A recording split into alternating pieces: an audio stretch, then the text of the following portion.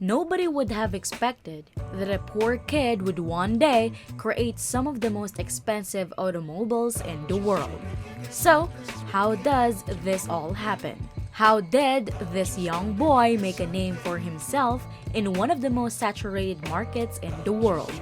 In this video, we will look at the humble beginnings of the Rolls Royce.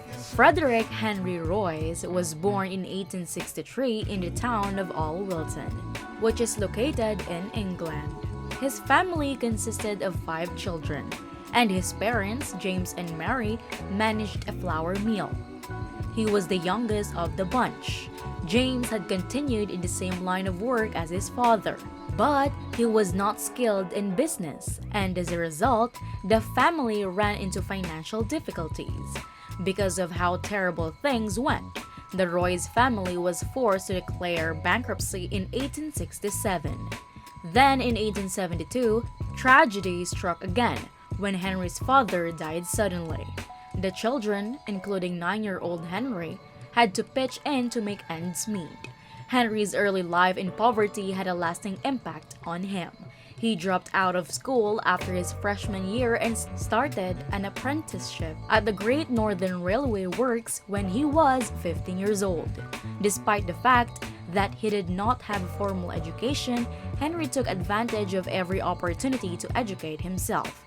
He studied algebra, French, and electrical engineering in his spare time. However, after 3 years, he was forced to quit his apprenticeship due to a lack of money. After quitting his apprenticeship, Henry briefly worked at a tool-making company in Leeds. And then he worked for the Electric Light and Power Company in London in 1882.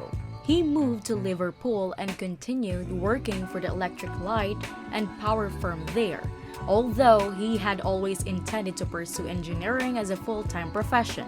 As a result, when he was 22 years old, he and another engineer, Ernest Clermont, established a business together. They spent the next 3 years working non-stop to produce electrical components, like doorbells and dynamos. The business grew, and by 1894, they were also producing electric cranes. However, by this time, Henry's focus had shifted to automobiles. They established FH, Royce and Company, and spent the next 3 years working non-stop to produce electrical components like doorbells and dynamos. The name of the company suggests that we shouldn't forget about Charles Stewart Rolls, who was born in 1877 in London's posh Berkeley Square neighborhood, because he had an interest in mechanical engineering from a young age. Charles Rolls, the youngest son of Lord and Lady Langatak, attended Cambridge's Trinity College to pursue studies in that discipline. Charles Rolls and Henry Royce became business partners in 1902 after meeting each other and deciding to develop vehicles under the brand name Rolls Royce. Charles was the first undergraduate to own a motor car, having traveled to Paris to purchase a Peugeot at the age of 18. This was highly unusual at that time, as most people hadn't even heard of cars. After graduating in 1898, Charles worked on a steam yacht, and then at the London and North Western Railway, where he was hilariously promoted to the position of chief engineer. But in 1903, with the assistance of his father, he established one of the first dealerships for automobiles in Britain. After establishing a company that would later be known as C.S. Rolls & Co., he spent the next several years importing and retailing vehicles manufactured by Peugeot and Minerva. Charles was able to support all of his many sporting endeavors with the rising revenues from the business he ran. He was an early pioneer in the sport of motor racing as well as aviation, both of which are expensive pursuits. Henry became interested in motor cars in 1901 and decided to improve a second-hand 2-cylinder Decauville car he had purchased. But he wanted more, so he decided to build the car on his own. This interest would eventually cost Charles more than just money when he was running his company, F.H. Royce and Company. Henry had an innate desire for perfection, and after discovering construction flaws in the Decauville, He vowed to do a better job in the future. By the end of 1903, he had designed and built his first petrol engine. And by the next year, he had driven his first Royce 10-horsepower motor car into town. By this time, 20 years had passed since Henry had established the company. Henry's first car was a success, and so he set out to create another. Henry Edmunds, a shareholder in Roy's company and a friend of Rolls, had bought one of Royce's cars and had begun bragging about it. So Edmunds arranged a meeting between Rolls and Royce. Rolls was upset that his company could only sell things that came from other countries. Edmunds had a business partner, Ernest Claremont, and a shareholder, Edwards, meet with Royce and explain Rolls' situation, which was that he needed a better quality car to compete with the foreign imports. Edmunds had no idea that this chance meeting would change the way cars are made for good. Rolls-Royce had always liked 3- and 4-cylinder vehicles, but after viewing Royce's 2-cylinder vehicle, he knew he had discovered what he was searching for. He took the car for a spin and agreed on the spot to sell as many cars as Royce could manufacture. The two guys were an out-of-the-ordinary pair for many reasons. In contrast to Rolls' young age of 26, Royce was 41. With the youthful Rolls, who went to the renowned Trinity College, and the older Royce, who had to work hard to make ends meet, while Rolls spent his youth racing about in his luxury automobiles, be able to get along? What impression do you have of the video up to this point? Your feedback would be much appreciated by all of us. Hopefully, you're enjoying the content.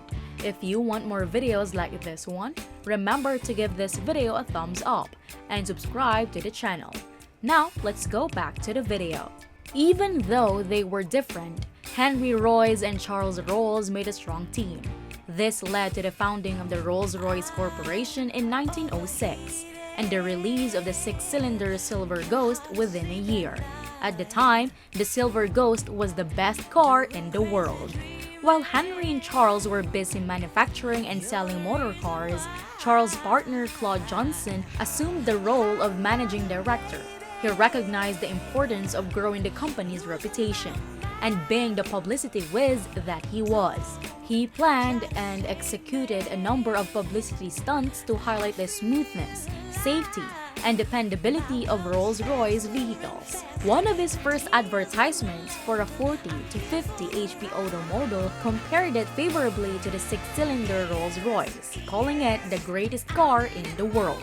Claude's commercial was so successful in showcasing Rolls-Royce's performance and generating worldwide demand for the company's world-class engineering that he became known as the hyphen in Rolls-Royce. Though advertising can only take you so far, Henry and Charles committed themselves to making the highest quality product they could. Henry in particular was known for his workaholism and poor diet, both of which took a heavy toll on his health, but surprisingly allowed him to outlive his business partner Charles by 2 decades.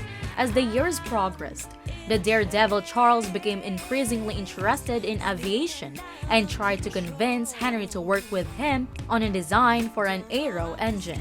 Henry, however, refused to continue working on the project.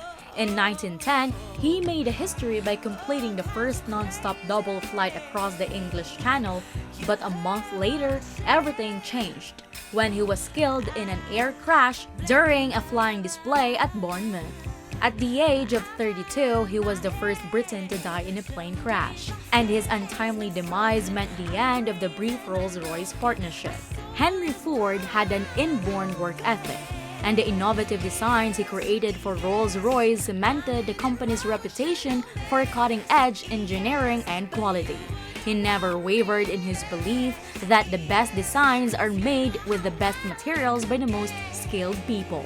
Unfortunately, Henry's health difficulties persisted, and he died of stomach cancer in 1993. Although he spent most of his latter years as a semi-invalid as a result of his bad diet and excessive labor, his boundless energy and commitment to engineering never wavered, and he kept busy right up to the moment he passed away. Rolls Royce is one of the most successful luxury automobiles money can buy. And the brand is recognized well beyond Great Britain because of the efforts of Sir Henry Royce, who created his last drawing from his deathbed only hours before he passed away at the age of 70. The BMW Group currently owns the Royce brand, yet the Rolls-Royce Cullinan Ghost, Phantom Wraith, and Dawn remain the most recognizable and costliest vehicles ever made. Okay, I think we're done here for today. So what do you make of the legend surrounding this high-end label? What do you think? Share your thoughts in the comment section below. If you enjoyed this content, remember to give this video a thumbs up, share it, and subscribe if you still need to. See you at the next one. And cut!